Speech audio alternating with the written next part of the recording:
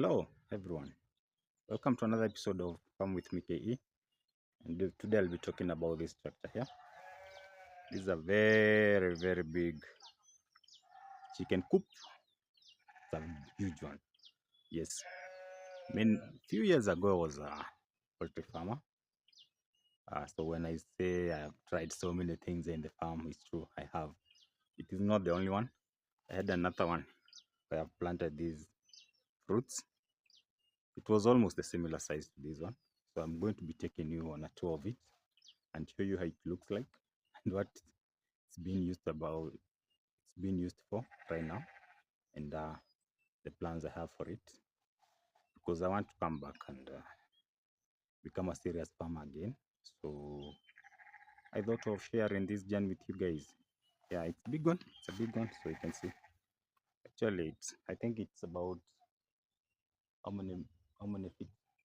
It's about it's about 30 feet from here up to the other side. So it's a big one. So let me turn the camera and continue showing you guys around. Yes, this is how the coops look like. As you can see, I'm on the outer side. Yeah, first of all, let me talk about the iron sheet used in this coop. I think I've used 60 pieces of iron sheet, gauge 32, 3 meters long. So you can tell it's a very big coop. And we all know that a chicken, I think, occupies, I think, foot squared, something, yeah. So it's a very big one. And here, I don't know if you can see, this is where we raised. Our chicken was spent, this is where they were sleeping, and also this was acting as their drinking surface. Right now I'm storing my misogoro, rather, I don't know, maize comp or what do we call it? Yeah. So this one we use it for as firewood here at home. Yeah. I was using this space up to here. Yes, because I had another coop. I had that thing, I think 1,000 layers at that particular time. And this is the store. This is what I was using as a store. These I used to keep my feeds for my chicken. And now this place, as you can see, on the outer side we have iron sheet. You might wonder, it's so open, John. When you guys don't have chicken teeth? Yes. I just trusted the process. Nobody ever stole my chicken. Furthermore, you're still in a layers chicken, you go sell where? Yeah. You cannot just go and buy one layer chicken and keep and try to raise it. So if a thief goes to sell one, definitely people know that that chicken is stolen. So going forward, this space here, I'm thinking of putting a dairy unit here. So from here, not from up to there, I'll go up to the inner side, so that I'm thinking of a 5-unit dairy farm. I'm going to be doing it slowly by slowly. So as you can see, from this pole here up to that pole, up to the other pole there, that's where I'll be doing the dairy unit. Then I'll be able to extend this other side where we grow in that later.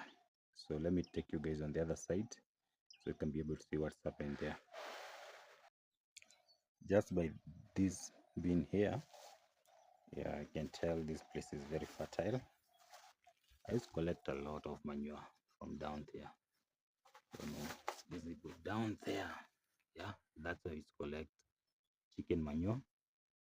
Man, I didn't like that job of removing manure from there. Yeah. So let's go on the inside. The inside of the coop. Welcome back. This is the door to the coop. As you go inside, you can see there's a very big surface. Ignore the cow dung. There's some small heifers that were staying here, but I've kicked them out. So if anything else, just acting as a storage. This is what we use to sieve our maize. Anyway, back to the video. Yeah, this is where the chicken were feeding from, and this is where the chicken were also staying during the day. As you can see, it's a very big surface, very big. I don't know the exact measurement in terms of meter squared, but it's a very big space. It was accommodating at least 600 birds, playing very nicely and enjoying themselves down here.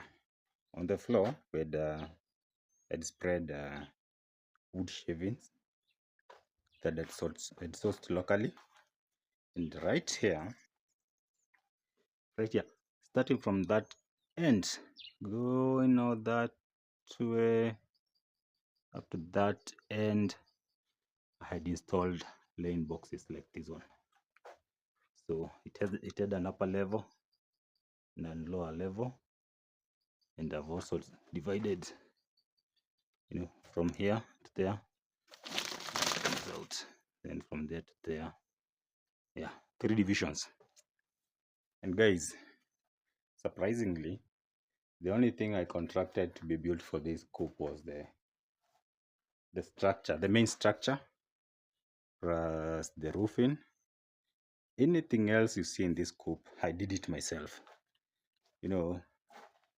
From making the laying boxes, making covering, putting the side wires, and even this side, these mabatis, I'm the one who installed them. Anything else you see in this house, I did it myself. So it was just better do it yourself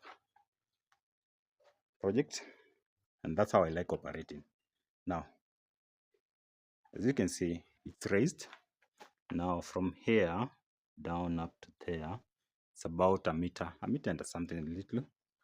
Then you come to the raised part.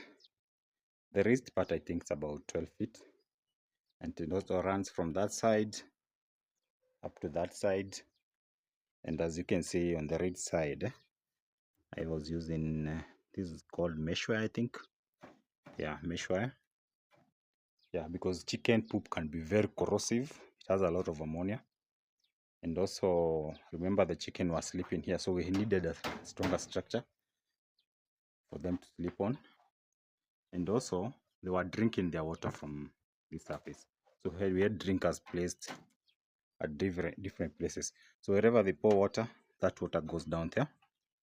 So to make sure that our coop was dry all the time. And again, another thing, I had installed ladders. Ladders. Let me show you guys. I built ladders like this. I put something like that, a ladder that the chicken were climbing on. So I had several there.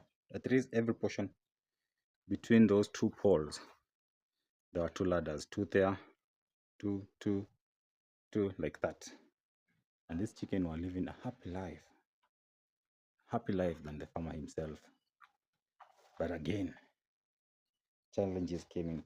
This was before COVID, but now when COVID came in, that's where the problems began. So let me turn the camera and continue the story. Yes, we started facing problems during that COVID era. One of the challenges I faced was poor quality chicks. I received a lot of the quality of chicks that we received at that particular time, because now we had shortage of eggs in the country. So the hatchers were being forced to bring in eggs, and they didn't know the status of these eggs. So we received a very, very poor quality of chicks. And again, that was challenge number 1. Challenge number 2, it was about the feeds. When I was starting, the feeds were going for about 26,000 Kenya shillings per ton. That skyrocketed up to within few months. the feed has gone up to, I think, 36,000 shillings a ton. But funny enough, the price of egg dropped. We were selling our eggs between 270 shillings up to 300 shillings per tray. But the price of eggs dropped up to around 240, 250 shillings. Now, you as a farmer, what do? This chicken now start eating money from your pocket. Actually, if you're not careful, you'll go hungry trying to feed the chicken. So remember, you have poor quality of chicks. Now they are grown-up hens. They are not laying well. They were hitting about, I think, 65 to 70%. Two, their feeds have skyrocketed. And then there was an outbreak of a disease, I think, called coliza, that one. Oh, the chickens were snoring and the chickens stopped laying. Actually sold my second lot of chicken prematurely. I think they were only 1 year, 1 month old when I sold them off. I was heartbroken, but a man gotta do what a man gotta do. And you see that affects everything else that you're doing. So, but we had to keep pushing. Huh? We tried, but it did not work out. So I eventually gave up. I stopped. But now I'm back. What do I plan to do? Two things.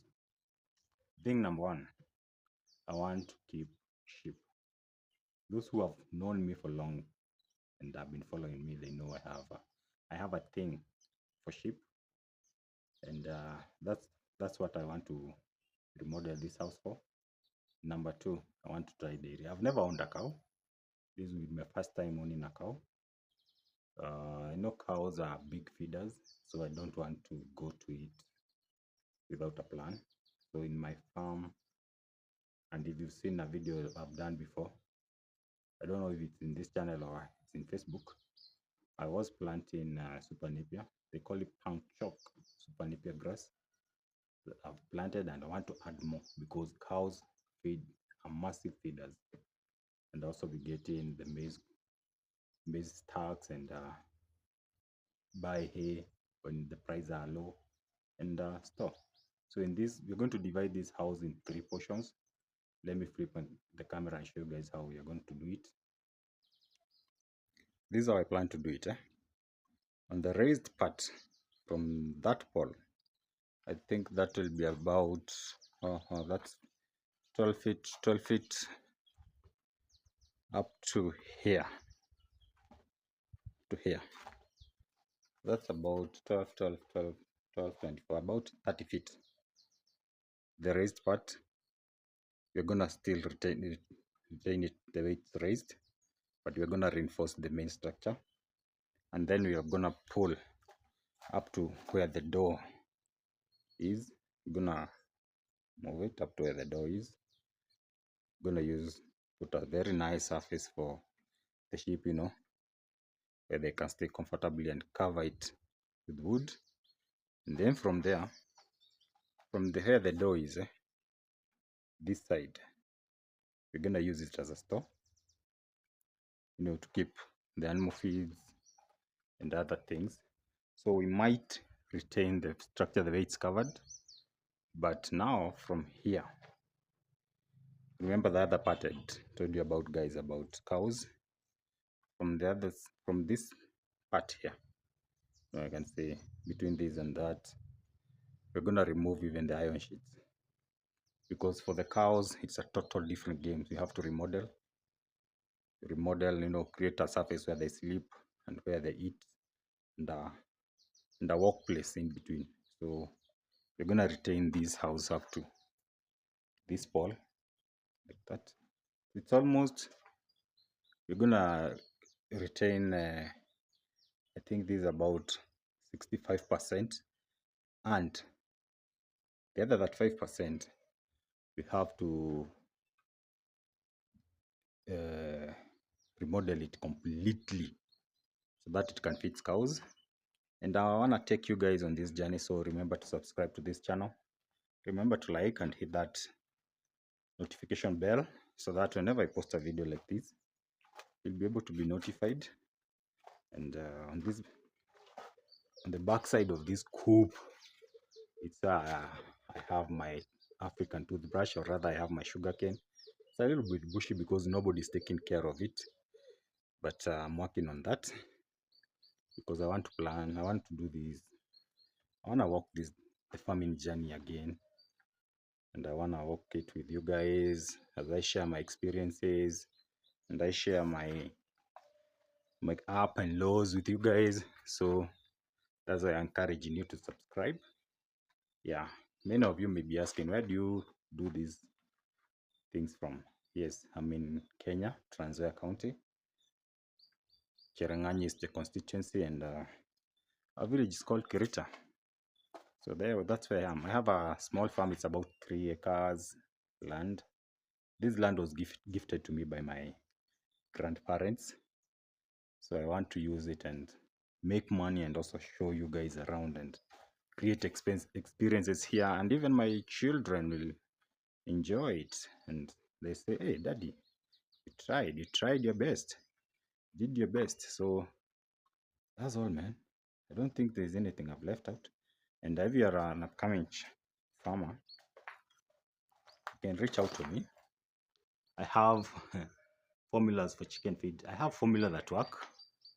So you can reach out to me and I can walk with you guys the journey, from the way you receive your chicks, the brooding style you need, what you need to brood your chick, what you need to at what stage do you stop brooding, at what stage do you stop controlling temperatures, when do you introduce your chicken to growers mash, when do you introduce your chicken to layers mash. I am the guy. I have walked that journey. I know how it works, and I am ready to share that information with you guys. I want to show you. These are the feeders that I was using to feed my chicken. Yeah, now this way I was feeding them from the grower stage up to layer stage. But when they were younger, I was using the red, the red. There's another type of feeder that I was using, and even water drinkers. It's only that I don't have them here. So guys, continue liking the video, sharing, and I'll see you on the next, and I'll also be updating you on the progress about the structure. See you. God bless you. Continue liking, subscribing. I love you all, and I'll end this video there. God bless you.